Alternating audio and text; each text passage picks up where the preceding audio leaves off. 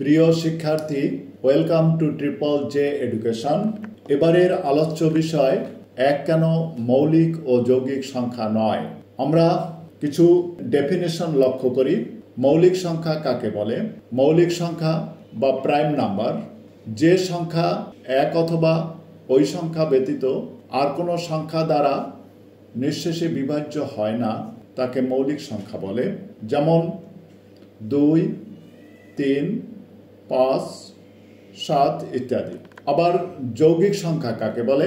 যৌগিক সংখ্যা বা কম্পোজিট নাম্বার যে সংখ্যা এক অথবা ওই সংখ্যা ব্যতীত অন্য কোনো সংখ্যা দ্বারা নিঃশেষে বিভাজ্য হয়, তাকে যৌগিক সংখ্যা বলে।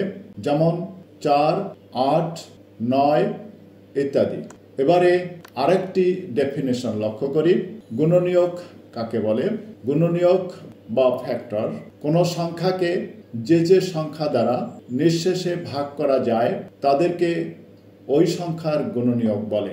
গুণনীয়কের অপর নাম উৎপাদক। যেমন 12 এর গুণনীয়ক হলো 1, 2, 3, 4, 6 এবং 12। একটু বিশ্লেষণে আসা যাক। 3 সমান 1 গুণ 3, অতএব 3 এর গুণনীয়ক হলো 1 ও 3 মোট 2টি।